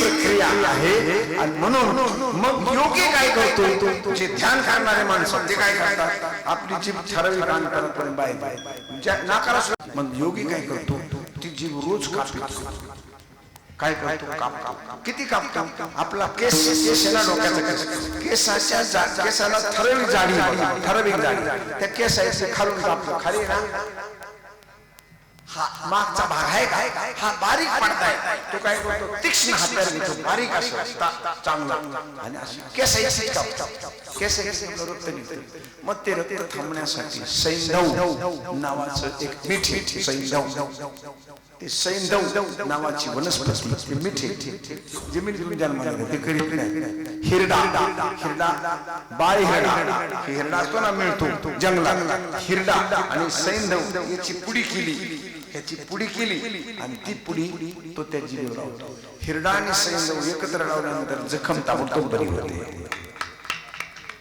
जखम ताबडतोब बरी होते मग तो काय करतो ते हिरडा आणि सैंधव असं खालून लावतो थोडस लावलं की ती जखम बरी झाली पुन्हा दुसऱ्या दिवशी 4 दिवसांना 5 दिवसांना पुन्हा कापतो की पुन्हा जे काम केलेलं ते बरोबर होतं पुन्हा तिथं कापायचे की पुन्हा माग गेलं असा 6 महिने तो जीभ कापीत राहतो हिरडा त्यामुळे जेवढा भाग चिटकलेला आहे तेवढा भाग मोकळा होऊन जातो आणि जीभ एकदम मोकळी होती आणि मग 6 महिन्यानं मागची जीभ मोकळी झाली चिटकलेली खाली की माग मग तो काय करतो रोज गाईचं धार काढण्यात जसं माणसं पित्ताची माणसं सकाळी वगैरे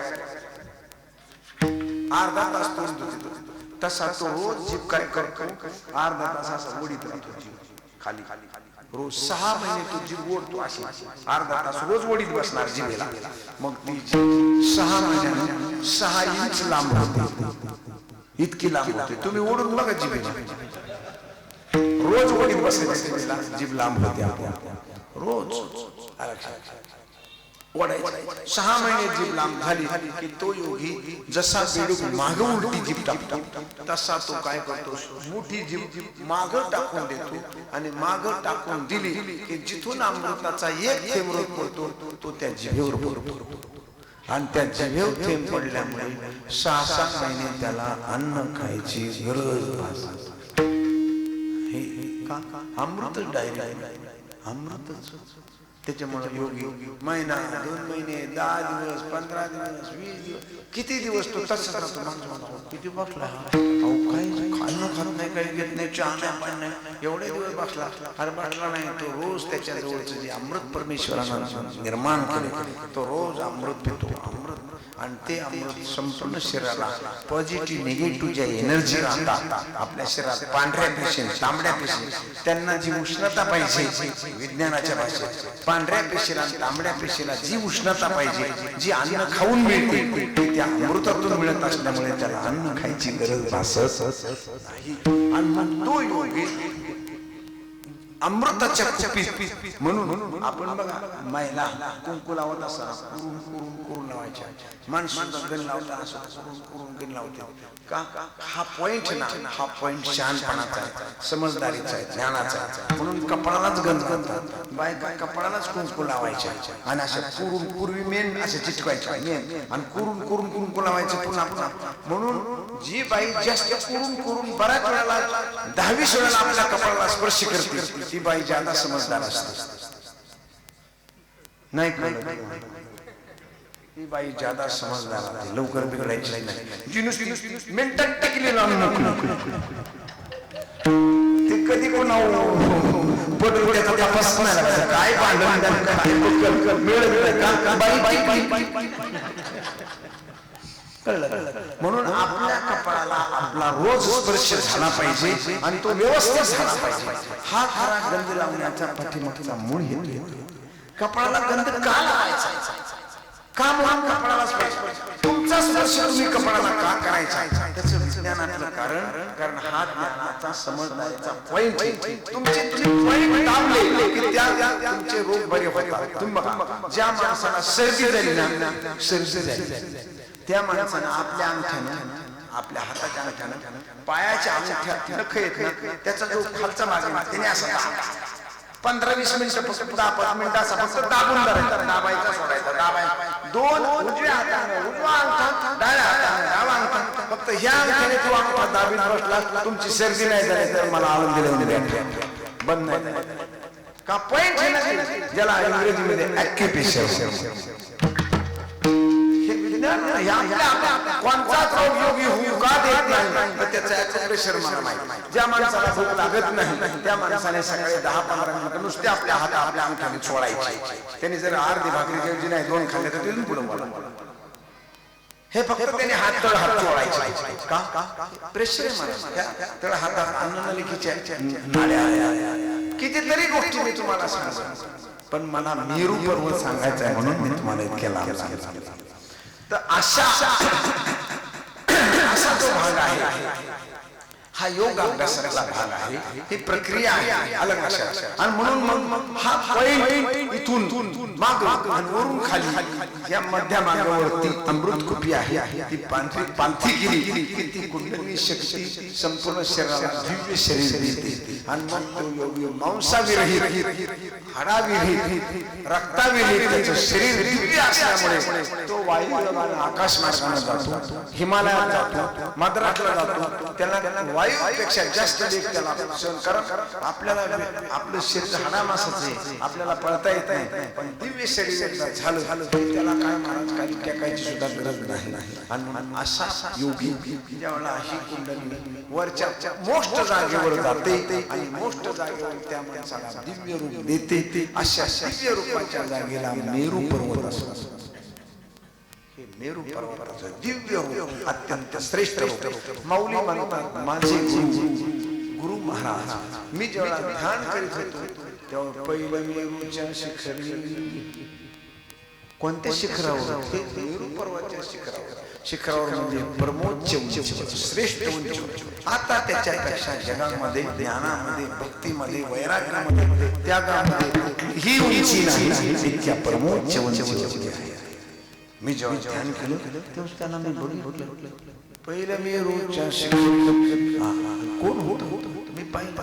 एक योगी निराकारी, एक योगी निराकार, निर्गुण निराकार. निराकार कसा? जेत नाही काही नाम रूप गुण, बोलती निर्गुण तया नाही. रंग नाही, रूप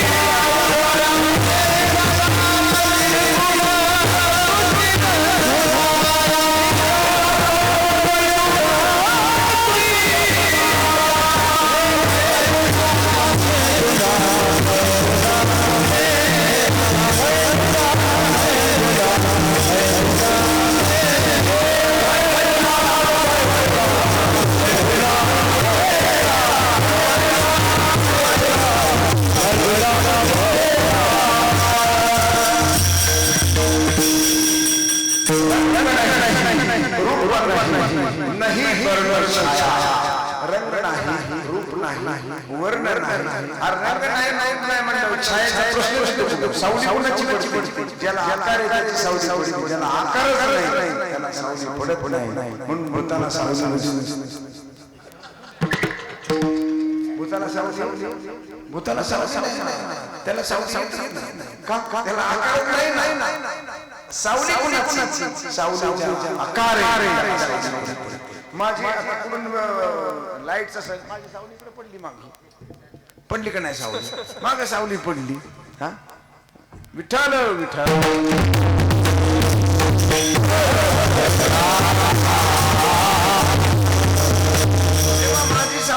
गेली, मला आकार आहे, पण मला जर आकारच नाही, सावली पडणच कशी? जसं आपण दाव्यामध्ये आपले वडील आपली आई गेले दाव्यात जातो, सावली दिसते का त्याची? दिसतच नाही, कारण आकार नाही ना. सावली दिसत नाही, आकार नाही. आणि म्हणून रंग नाही, रूप नाही, नाही वर्ण छाया. मग आहे काय? निर्गुण निराकार तू चिरगुराया. मला सांगा, हे 2 हात मी केलेत, या 2 हाताच्या मध्ये काय दिसलं तुम्हाला? आहे काही दिसलं का? या 2 हाताच्या मध्ये काही दिसलं का? पण याच्यात काहीच नाही का? हा, अरे याच्यात काही दिसत नाही, पण बरंच काही आहे ना. याच्यात ऑक्सिजन आहे, याच्यात कार्बन डायऑक्साईड आहे, याच्यात बरंच काही आहे ना दडलेलं आतमध्ये, डोकाच्या मध्ये भरपूर आहे, पण ते दिसत नाही. वारा दिसत नाही म्हणून नाही का? वारा दिसत. निर्गुण निराकार परमेश्वर परमात्म्याला आकार नाही म्हणून तो नाही का? आहे. आणि म्हणून महाराज म्हणतात, असा पैलमेरूच्या शिखरी एक योगी, महान योगी. योगी या शब्दाचा अर्थ युज नावाचा धातू. युज म्हणजे जोड, जॉईंट. तो आपला जीवात्मा विशाल अशा परमात्म्या बरोबर जोडून देतो, त्याला योगी असं म्हणतात. योगी म्हणजे युज म्हणजे जोडणं, जोडून देणं. जीवात्मा परमात्म्या बरोबर त्याने जोडून दिला. एक रूप त्याने करून ठेवलं, मध्ये पडदा ठेवला नाही, भेट ठेवला नाही. असा एक महान योगी. पैलमेरूच्या शिखरी एक योगी निराकारी, निराकार निर्गुण निराकार. मुद्रा लावणी खेचरी प्राणायामे बैसला. खेचरी मुद्रा, मुद्रेमध्ये वेगवेगळे प्रकार आहेत. खेचरी मुद्रा, भुचरी मुद्रा, अलग भाषा, अलग जालंधर मुद्रा, भीम मुद्रा. त्यापैकी ज्ञानेश्वर माऊली समाधीमध्ये भीम मुद्रा लावून बसलेले आहेत आणि भगवान दत्तात्रय खेचरी मुद्रा लावून बसलेले आहेत. मुद्रेमध्ये वेगवेगळे प्रकार आहेत. तर भीममुद्रा कशी? तर भीममुद्रा आपले मांडी, आपण मांडी घालतो ही साधी झाली, पण आपला डावा पाय, उजवा पाय प्रथम डाव्या मांडीवर घ्यायचा, पाय घ्यायचा डाव्या मांडीवर, तळपाय जो ना त्याचं असं वर तोंड झालं पाहिजे डाव्या मांडीवर. नंतर उजवा पाय उचलायचा, तो डाव्या मांडीवर टाकायचा, त्याचं तोंड नंतर आलं पाहिजे. म्हणजे डावा पाय पहिला आला पाहिजे आणि उजवा पाय नंतर आला पाहिजे. अशी बसण्याची बैठक. त्याच्यानंतर ही हनवटी ना ही इथं टेकली पाहिजे अशी, आणि दृष्टी समोर आली पाहिजे. म्हणजे इथं टेकली की आतून हवा वर यायचं बंद झालं पाहिजे.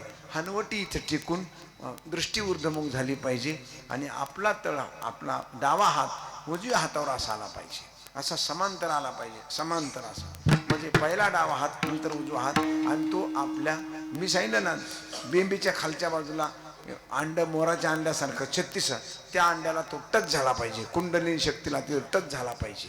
म्हणजे तो आपल्या बिंबीच्या खालच्या बाजूला आला पाहिजे. आणि म्हणून आपली जी बिंबी आहे ना ही मूळ सगळ्यात केंद्रबिंदू आहे. तुम्ही संध्याकाळी बघा, आपण तूप खातो ना, ज्या माणसाला डॉक्टरने सांगितलं तूप खायचं नाही, सांगितलं काय सांगितलं, तूप खायचं नाही, त्या माणसाने संध्याकाळी 2-4 थेंब तूप आपल्या बिंबीला लावावा,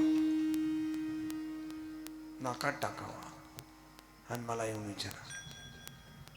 बिंबीला तूप लावलं की संपूर्ण शरीरात जातं. मला योगशास्त्राची प्रक्रिया आहे, तुम्ही लावून बघा.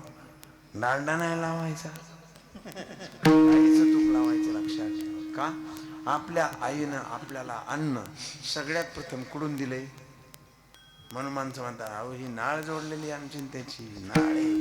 नाळ जोडणं म्हणजे आपण एका रक्तातले आहोत असं त्याचा अर्थ आहे. म्हणून सगळं अन्न इथून जातं महाराज आपल्याला. आणि म्हणून इथून अन्न, म्हणून ज्या ठिकाणी सगळ्यात महत्त्वाची केंद्रे त्या ठिकाणी गण लावला जातो. बिंबेला लावतात, कपडाला लावतात, दंडाला लावतात, इकडे लावतात. का? ते पॉईंट आहेत ना, ते शरीराचे पॉईंट आहेत. आणि म्हणून ही सगळ्यात नाभी इथे. का? हे संपूर्ण ज्ञानाचं ठिकाण आहे महाराज. हे ज्ञानाचं ठिकाण आहे सगळं. कसं काय सांगतो तुम्हाला. ज्याचे नाभी कमळी जन्म चतुरानन. चतुरानन ब्रह्मदेव कुठून जन्माला आला? नाभी कमळातून जन्माला आला. ऋग्वेद, यजुर्वेद, सामवेद, अथर्ववेद कुठून जन्माला आले? त्याच्या बिंबीतून जन्माला आले. आणि म्हणून ब्रह्मदेवाच्या भगवान विष्णूच्या बिंबीतून ब्रह्मदेव जन्माला आला. म्हणून हे ज्ञानाचं कमळ आहे महाराज. म्हणून इथं कमळ आहे मेन, आणि ह्या कमळातून कुंडली वरच्या बाजूला जाते, वर म्हणजे पर्वताकडे उंचीकडे जाते. आणि तेव्हा अशा प्रकारचं निर्गुण निराकार रूपात पहिलं मेरूच्या शिखरी एक योगी निराकारी मुद्रा लावून खेचरी. मी आपल्याला सांगितलं भीम मुद्रा, ज्ञानोबा आहे भीम मुद्रा निरंजन मैदान झाले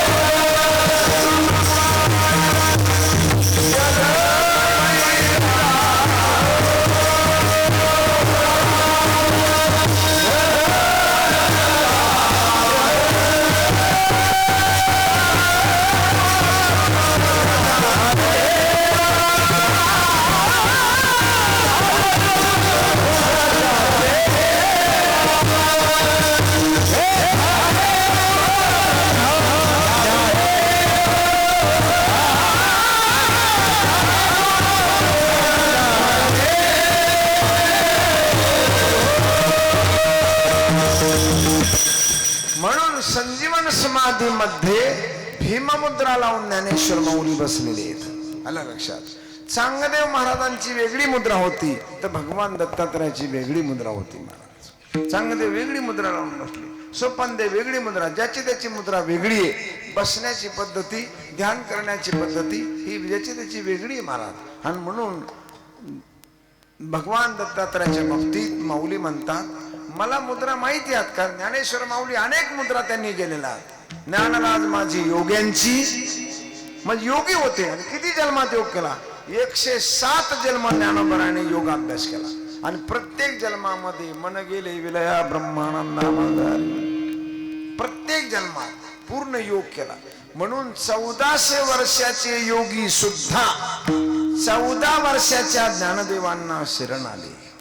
1400 वर्षाचे योगी 14 वर्षाच्या ज्ञानेश्वर माऊलीला शरण का आले?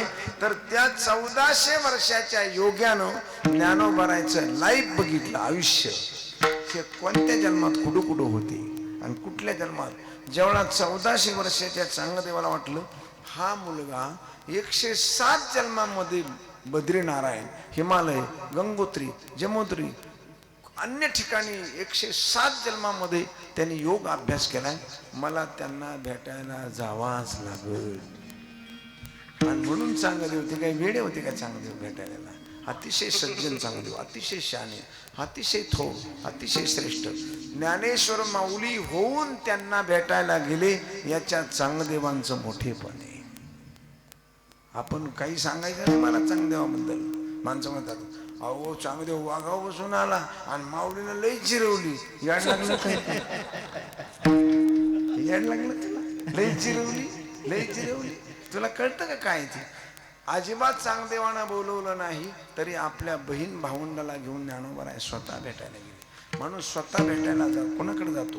आपल्यापेक्षा मोठा माणूस असेल तरच जातो, नाही तर जात नाही महाराज भेटायला. कोण कोणाला भेटायला जाते? माणसं म्हणतात आपल्याला काय कमी, कोणाला भेटायला जातो? जाऊ शकत नाही महाराज.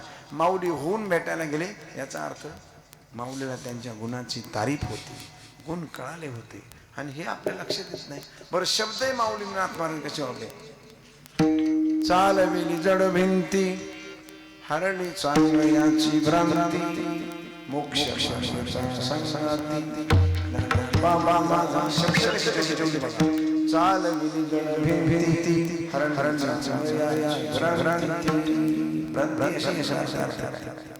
फक्त समज बदलली. काय बदलली? समज. भ्रांती या शब्दाचा समज आहे. गर्व कुठे लावलाय तुम्ही? मराठी वाङ्मय बघा. भ्रांती या शब्दाचा अर्थ गर्व कुठे दिसेल तर मग आपण माघार घेऊ. अरे समज आहे. फक्त त्यांची समजूत बदलवली.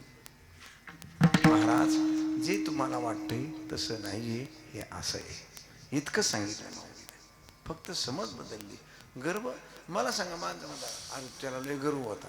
मी आता तुमच्याकडे आलोय, 4 अभंग माझ्या पाठ नाहीत नीटनीटके, तरी 10 लाखाच्या गाडीत आलोय. 1400 वर्ष ज्यांनी सगळ्या हिंदुस्थानातल्या राजाचा गुरु होता त्याने काय हातगाडी बसून यावं? काय वाटतं तुम्हाला मला सांगा माझे पवार महाराज, खरं सांगा तुम्हाला काय वाटतं? अरे 1400 वर्ष या हिंदुस्थानातले सगळे राजे त्याचे शिष्य होते महाराज, आणि तो 1400 वर्ष तप करतोय. लांडगेन कोलेन वागन बिग त्याच्या जवळ येऊन असे त्याच्या पाया पडायचे, वागन शिवम. हा वाघ नावाचा आड नावाचा माणूस तुम्हाला लाथा घालतोय, तो सुद्धा तुम्हाला पाया पडत नाही. वाघ आड नावाचा हा तो सुद्धा जवळ येत नाही, आणि हा खरा वाघ यांच्या पाया पडत होता. त्या माणसाने कशावर बसून यावं अशी कल्पना आहे तुमची. रेल्वेच्या हातगाडी कशा? अरे तुम्ही कोणत्या भ्रमात बोलताय, कुणाबद्दल बोलताय? कुठं ज्ञानोबाराने त्यांची भेट घेतली आणि तुम्ही कुणाबद्दल गोष्टी सांगताय? हे बरोबर नाही ना. हे किती चुकीचा प्रचार आहे हा. हे चूक नाही, हे चुकीचा प्रचार. असं बोलू नका. चांगदेव अतिशय मोठे, अतिशय श्रेष्ठ, अतिशय उंची होती महाराज. मला सांगा, ज्ञानोबाराने नुसतं चांगदेवानं कागद पाठवला तर ज्ञानोबाराने 65 वेळा तत्वज्ञान त्यांच्या पदरात टाकलं आणि स्वतः सांगितलं, मुक्ता एवढं सांग ह्या माणसाला समजून, लईच मोठा माणूस आहे, फारच मोठा आहे, सांग याला समजून आणि टाक देईन म्हणले. अरे नुसतं त्यांच्या दारात भेटायला गेले तर त्या माणसाला ब्रह्म साक्षात्कारासाठी 65 वेळेला 45 वर्ष मी आळंदी गावात राहतोय तर मला स्वप्न सुद्धा आळंदीच्या शिवाराचं पडा नाही, आणि तू लागला वय चांगदेवाबद्दल गप्पा मारायला. सांगा ना तुम्ही, अहो किती या माणसाची किती क्यू करावं यांची. चांगदेवाबद्दल तुम्ही बोलताय. अरे चांगदेव किती मोठे होते, अतिशय मोठे, अतिशय श्रेष्ठ. ज्ञानोबाराला अतिशय वंदनीय होते ते. चांगदेव योगी आले तर ज्ञानोबाराने केवढा मोठा आदर केला. खुशाल भिंतीला घेतलं आणि त्यांच्या उंचीला घेऊन गेले. तुमची जागा जर तुमच्या दारात आली तर तुम्ही झोपून राहताल का? हा पाहुणे आलाय, दारातच बसतो, गाडी आली का, फोन आला का, गाडी आली का, फोन आला का, तुम्ही दारात उभा राहिला. हा तुमचा गर्व त्या पाहुण्याचा हरवायचा आहे म्हणून का, आदर करायचा आहे म्हणून का? अर्थ लावणार काय तुम्ही? पाहुण्याचा तुम्हाला काय करायचं आहे? आदर करायचा. तसं चांगदेवाला बघितल्याबरोबर ज्ञानोबाराला भिंती बसलेले होते, लगेच दगडाला म्हणले, त्या दगडाला, योगी चला चांगदेवाला भेटायला जायचे. महाराज एक सुद्धा दगड मागे राहिला नाही. त्या भिंतीला जेवढे दगड होते ना, एक सुद्धा राहिला नाही. तुम्ही तुमच्या घरातल्या माणसाला म्हणा ना, चला बडी महाराज कीर्तना, तुम्ही व्हा पुढं, तुम्ही व्हा पुढं. अरे तू नाही, मला सगळं माया पाठी जा, आणि काय बाबा सांगणार हे मला माहिती, तुम्हाला लय ना देत जा. अरे घरातली तुमची माणसं ऐकणार येड्या हो, आणि तुम्ही चांगदेवाबद्दल गप्पा मारायला लागला. एक सुद्धा दगड माग राहिला नाही. सगळीच्या सगळी माऊली बरोबर गेला. माऊली तुम्ही म्हणताय का चांगदेव इतके मोठे आहेत? चांगदेव अरे चला तुम्हाला मोठ्या माणसाची गाठ घालतो, चला तर खरी. एक सुद्धा दगड माग राहिला नाही. ज्यांच्या शब्दावर दगड चांगदेवाचा आदर करायला निघाले, तुम्ही त्यांच्याबद्दल बोलताय का, पाहताय? हा दगड सुद्धा मागे राहिला नाही. दगड हे चांगदेवाचा आदर करायला निघाली महाराज. त्या दगडाचं येणं, ज्ञानराजांचं येणं पाहिलं, त्याने वाघ सोडून दिला आणि साष्टांग नमस्कार घातला. माऊली म्हणले, महाराज योगीराज तुम्ही फार मोठे आहात, तुम्ही कशाला नमस्कार करता? फार मोठे आहात, या बसा, या तुम्ही बसा. ज्ञानोबाराने त्यांच्या मांडीला मांडीला बसून घेतलं. केवढा मोठा आदर केला मला. वास्तवतेत विचार करा, वास्तवता बघा, असा आदर केला. आणि पत्र लिहून चांगदेवाला 65 ओव्यानं चांगदेव 65 नावाचा ग्रंथ देऊन मुक्ताबाईला सांगितलं, मुक्ता यांना देऊन टाक ग, फार सज्जन, फार तपस्वी, फार मोठा महापुरुष हा, आणि अशी माणसं आपल्याजवळ पाहिजेत. अशी माणसं जगाच्या कल्याणासाठी आली. हजारो माणसाला त्याने भक्ती दिली, ज्ञान दिले, वैराग्य दिले. मुक्ता थोडं त्याचं राहिले तर समज दूर कर आणि देऊन टाक. महाराज एका सेकंदामध्ये मुक्ताबाईनं हात मस्तकावर ठेवला, आणि जेव्हा चांगदेवाला ब्रह्म साक्षात्कार झाला तेव्हा चांगदेवानं विनम्रपणानं कबूल. चांगदेव म्हणे आजीच जन्मा आलो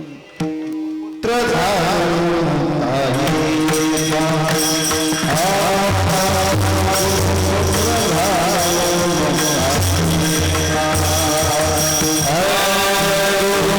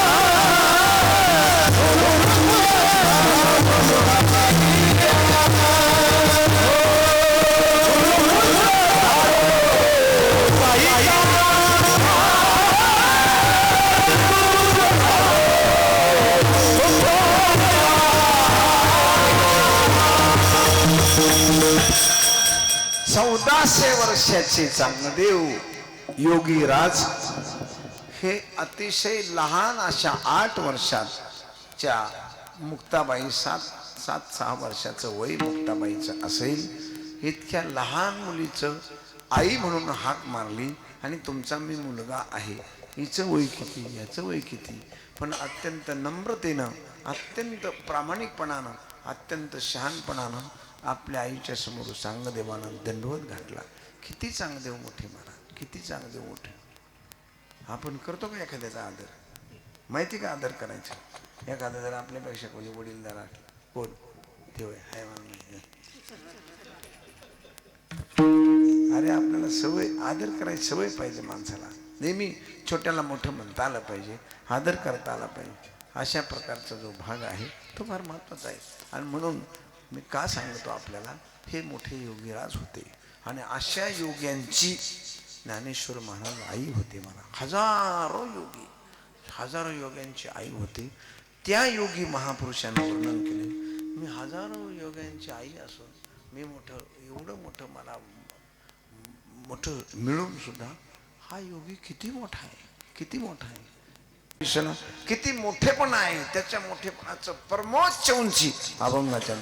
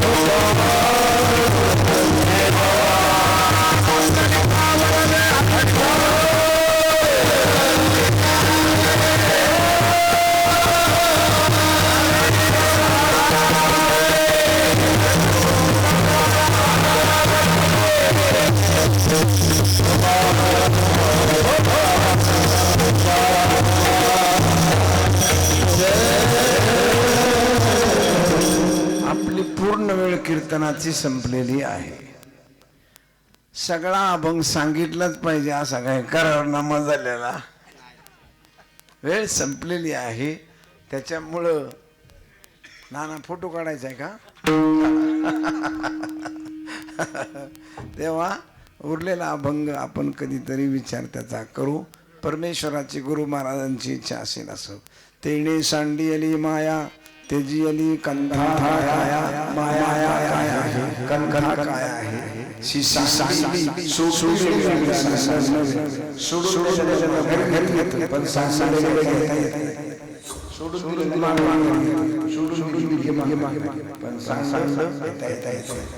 दूध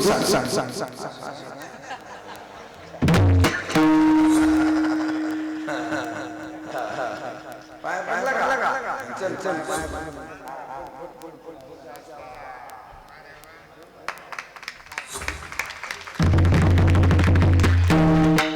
तेरे ससुरी माया तेजे कंकरा आया माना भजन अनुहार तो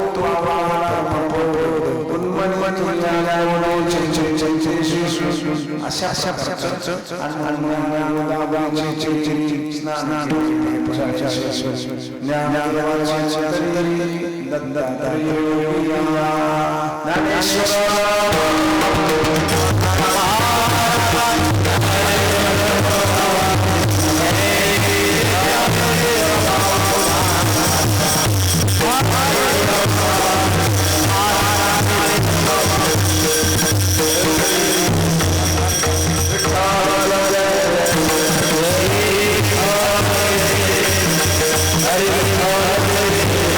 आपल्या सगळ्यांचा मराठी हॉटस्पॉट महोत्सवी अखंड हरिनाम सप्ताह पवार वस्ती खराबवाडी चाकण तालुका खेड जिल्हा पुणे. निमंत्रक शंकर शेठ कृष्णाजी पवार, श्री राजेंद्र कृष्णाजी पवार, श्री बाळासाहेब कृष्णाजी पवार. मार्गदर्शक हबप श्री अनिल महाराज वाळके. कीर्तनकार दिनांक श्री हनुमान महाराज डांबे. कीर्तनकार निवृत्ती महाराज देशमुख. कीर्तनकार श्री भरत महाराज थोरात. कीर्तनकार श्री आसाराम महाराज बडे. कीर्तनकार श्री ज्ञानेश्वर माऊली कदम. कीर्तनकार श्री महंत अमृत महाराज जोशी. कीर्तनकार श्री आत्माराम महाराज शास्त्री. कीर्तनकार श्री बाबासाहेब महाराज इंग्रज. कीर्तनकार श्री प्रकाश महाराज बोधिले. कीर्तनकार श्री उल्हास महाराज सूर्यवंशी.